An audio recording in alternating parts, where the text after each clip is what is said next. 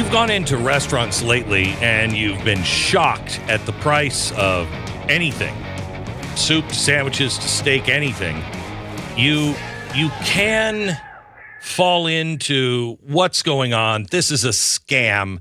How can a BLT be $16?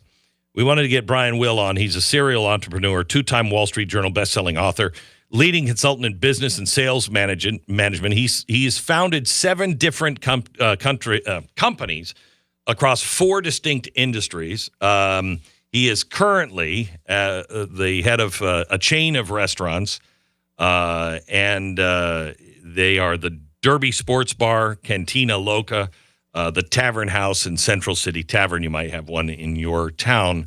He is also, in his spare time, a member of the city council in the town of Alpharetta, Georgia. I hope we have time to talk about that a little bit. But he was just on talking about the price of a BLT on Varney and Company, and everyone on my staff, Brian, found that fascinating on how you broke that down. How you doing, Brian? I'm good, Glenn. Thanks for having me. This is awesome. So can you break this down? Why should we look at the price of $16 for a BLT and say, okay, I understand it, it's reasonable? Yeah, this whole conversation, Glenn, started with a friend of mine who sent me this text when he was sitting in my restaurant saying, "Hey, Brian, I'm sitting here eating your BLT and it's $16. You know it's only bacon, lettuce, tomato, and bread." And I said, Dan, let me break this down for you. I want to give you some perspective. That sandwich might cost $16, but we've got $20,000 of rent in that building. We've got $6,000 of utility. We've got $60,000 of payroll. And then we've got our general OpEx expenses that all have to get paid for out of the gross profit margin in that sandwich. And so we actually did a breakdown on that. If you'd like to hear this little breakdown. I do. That $16 sandwich has about $5 of actual food cost, which leaves about $11 of gross profit. But out of that 11, $2 of that goes towards rent and utilities. $2.50 goes towards, we call our fixed operational expenses, like the TVs and the music and the mats and the towels and all that stuff. Labor to make that sandwich was $4.50, which only leaves me a profit of $2. So on a $16 sandwich, I have $2 of actual net profit that I get to keep unless or until something breaks or something goes wrong. That's my gross potential net profit. So how many BLTs do you have to sell to be able to keep your doors open? Yeah, so I was laughing about that. If you take our $86,000 a month in general expenses, figure in a 30% food cost, we got to sell 93,000 sandwiches a year to get to zero. Every restaurant has a break-even point. The break-even point in that restaurant's about $1.5 million a year. So if I do $1,499,000 in revenue, I lose $1,000. Everything above 1.5, we can make a profit margin on. But if you never get to the 1.5, you're just spinning your wheels. So what has changed? I mean, it's not just the price of food, is it? No, food has gone up, but our biggest increase in expenses has been labor. If you remember, obviously, when COVID hit and everybody's getting all these extended unemployment benefits, when we came out of COVID and tried to bring people back, they didn't want to come back to work. Right. So we immediately went to a $15 minimum, and that's for kids coming out of high school, and this was 3 years ago. That's now jumped up to about a $16.50. So I have people with zero experience, 18 years old, come to work for me, and we start them out at $33,000. Where our chefs are now at $60,000. Our managers are now at $70,000 to $80,000. So if you look at my restaurant 3 years ago, we were paying $500,000 for labor on $2.9 million in revenue.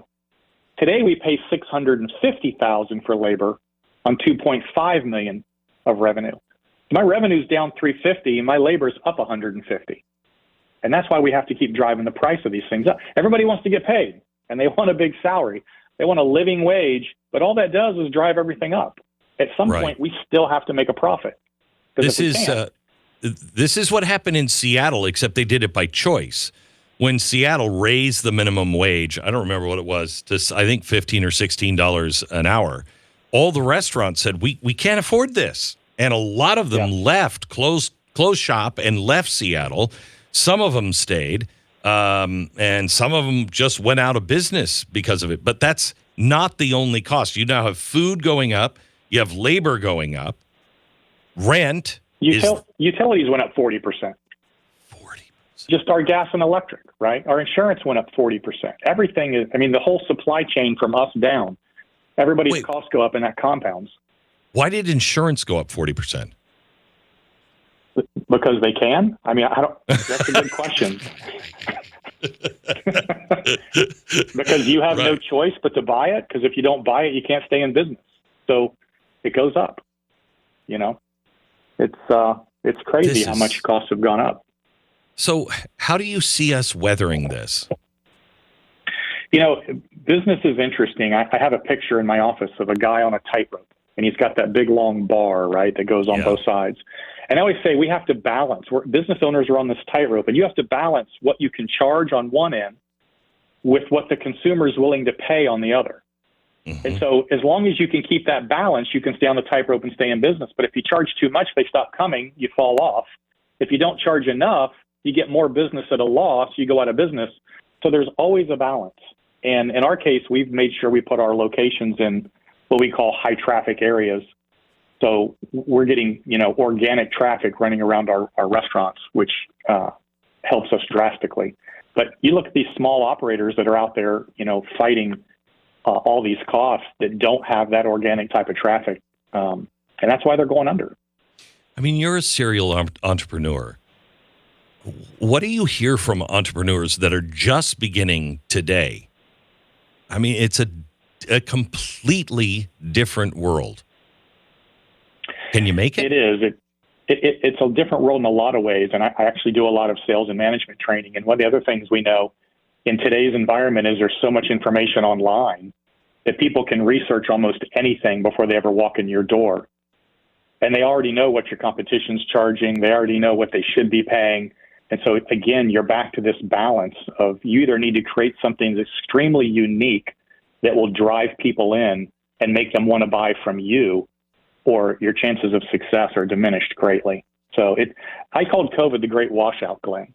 All the weak operators that used to be able to make it because we were in a booming economy, when COVID hit, it just washed out all those weak operators and only left the ones that are strong. Now you've got people that are coming in behind us and trying to come in and undercut, but all they're going to do is lose all their money and go out of business and hurt the rest of us. It's an interesting time to be in business. But if you were a true entrepreneur, it washed out a lot of people who were just, my dad used to have his own bakery, and that is hard keeping that afloat. A one-man shop in whatever you're doing, and food is the worst at that. Yep. It wiped out a lot of people who were just working for themselves.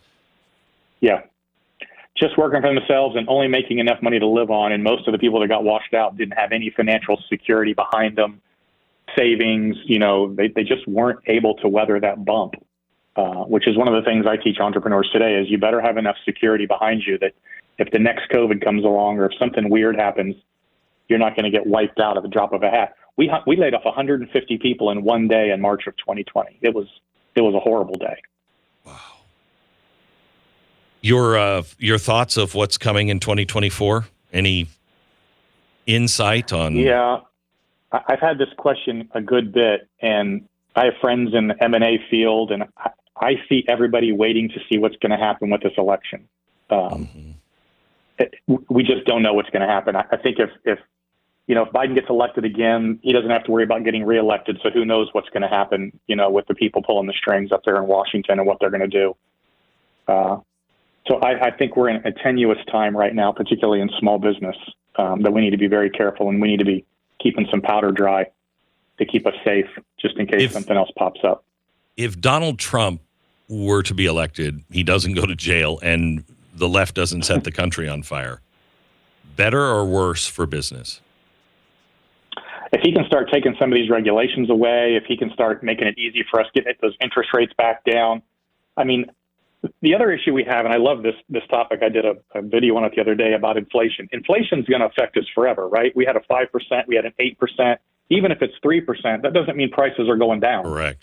Right. That means they've just compounded, right? They're never going back down.